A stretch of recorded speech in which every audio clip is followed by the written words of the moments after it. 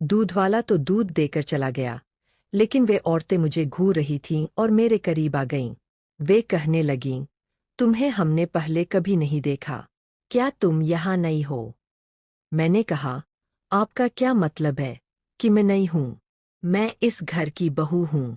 मेरी बात सुनकर वे एक दूसरे को देखने लगीं और उनमें से एक औरत हंसकर कहने लगी, अरे बहू, इस घर में ना जाने कितनी बहुएं अब तक आ चुकी है। मैं उन औरतों से कुछ पूछने ही वाली थी कि तभी पीछे से मेरी सास आ गई और उन्होंने उन औरतों को डांटते हुए कहा, यह हमारी नई बहू है, इससे दूर रहो। वे औरतें चुप हो गईं और धीरे धीरे वहां से चली गईं। मेरी सास ने मुझे अंदर ले जाकर कहा, तुम्हें उन औरतों से बात नहीं करनी चाहिए, वे सब बहुत बुरी है। मैंने कहा, लेकिन उन्होंने कहा कि इस घर में पहले भी कई बहुएं आ चुकी है, इसका क्या मतलब है? मेरी सास ने गुस्से से कहा, तुम्हें सिर्फ हमारे घर के कामों पर ध्यान देना चाहिए, बाकी किसी बात की चिंता नहीं करनी चाहिए। मैं चुप हो गई, लेकिन मेरे मन में कई सवाल उठने लगे थे। मैंने सोचा कि इस घर में पहले क्या हुआ है और क्यों यहाँ पर हर कोई इतना अजीब व्यवहार कर रहा है। उस रात जब मेरे पति घर आए, तो मैंने उनसे इन सब सवालों के बारे में पूछने का सोचा, लेकिन उनके व्यवहार से डरकर मैं कुछ नहीं कह पाई।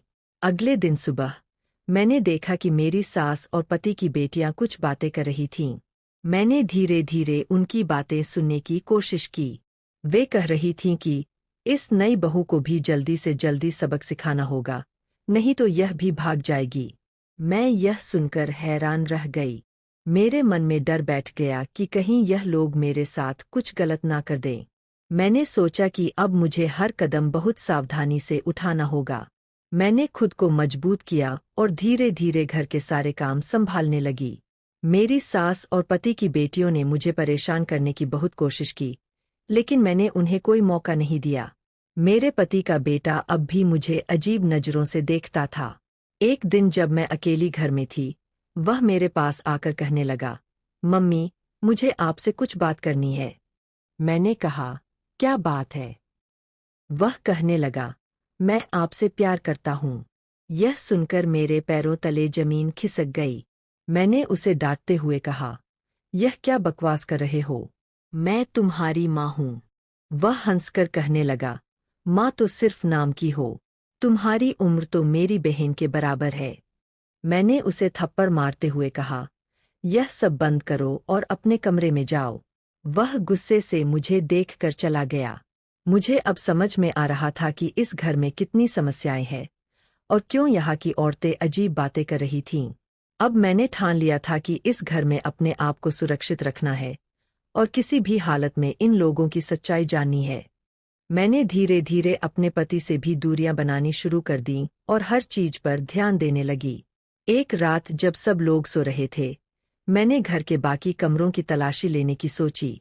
मैंने धीरे धीरे हर कमरे का दरवाजा खोला और देखा कि एक कमरे में कई कागजात और तस्वीरें रखी थीं। उन तस्वीरों में पहले की बहुएं थीं, जो इस घर में रह चुकी थीं। कागजात में लिखा था कि ये सब औरतें या तो गायब हो गई थीं या फिर मर गई थीं। मैंने तुरंत सब कुछ समझ लिया और सोचा कि अब मुझे इस घर से बाहर निकलना होगा, नहीं तो मेरा भी यही हाल होगा। अगली सुबह मैंने मौका देखकर अपने पति से कहा कि मुझे मंदिर जाना है। उन्होंने पहले तो मना किया, लेकिन जब मैंने जोर दिया तो उन्होंने मुझे मंदिर जाने दिया। मैं मंदिर पहुंचते ही वहां के पुजारी से सब कुछ कह दिया और उनसे मदद मांगी। उन्होंने कहा कि वे मेरी मदद करेंगे, लेकिन मुझे कुछ दिन वहां रहना होगा। मैंने उनके कहे अनुसार सब किया और उस रात मैं मंदिर में ही रुकी। अगले दिन पुलिस आई और मेरे ससुराल के लोगों को गिरफ्तार कर लिया। अब मुझे समझ में आया कि यह सब एक बड़ा रैकेट था, जो औरतों को शादी के नाम पर फंसाकर उनसे गलत काम करवाता था। मेरे पति और उनके परिवार वालों को सजा मिली और मैं अपने माता पिता के पास लौट आई। अब मैं अपने माता पिता के साथ सुरक्षित थी और सोच रही थी कि कैसे अपनी बाकी जिंदगी सुकून से गुजारूं। घर लौटने के बाद मैं सोच में डूबी रहती थी कि कैसे मैं इस त्रासदी से बच सकी। हालांकि अब मैं अपने माता पिता के साथ सुरक्षित थी, लेकिन मेरा मन अभी भी उन सब घटनाओं से परेशान था। एक दिन मेरे माता पिता ने मुझसे कहा, बेटी, अब तुम अपनी जिंदगी के नए अध्याय की शुरुआत करो। इस दुःस्वप्न को पीछे छोड़ दो और आगे बढ़ो।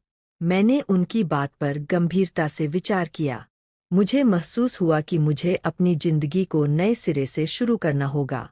मैंने फैसला किया कि मैं अपनी पढ़ाई को आगे बढ़ाऊंगी और कुछ ऐसा करूंगी जिससे मैं अपने पैरों पर खड़ी हो सकूं। मैंने एक अच्छे विश्वविद्यालय में दाखिला लिया और समाजशास्त्र, सोशियोलॉजी की पढ़ाई शुरू की।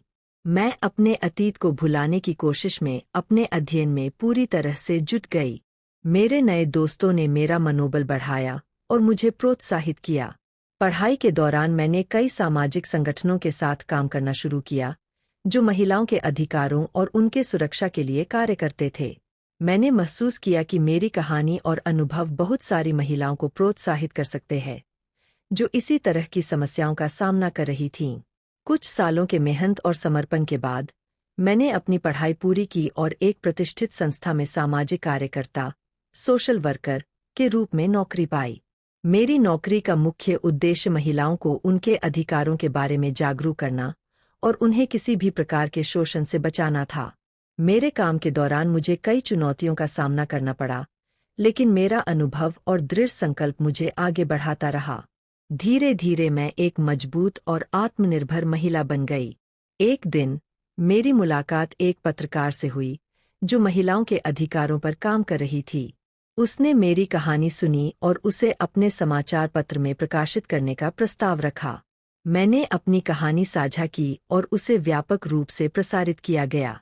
इससे कई महिलाओं को प्रेरणा मिली और उन्होंने भी अपनी आवाज उठानी शुरू की। अब मैं अपनी जिंदगी से संतुष्ट थी। मैंने अपने अतीत को पीछे छोड़कर आगे बढ़ना सीख लिया था। मेरे माता-पिता को मुझ पर गर्व था और मुझे भी अपनी नई जिंदगी पर गर्व था।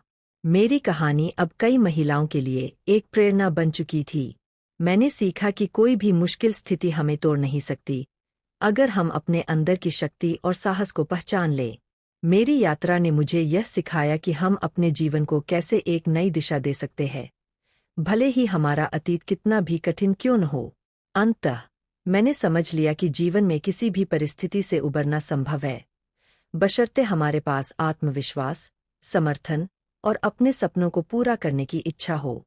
कहानी अच्छी लगे तो वीडियो को लाइक और सब्सक्राइब और कमेंट करें। जय श्री राम।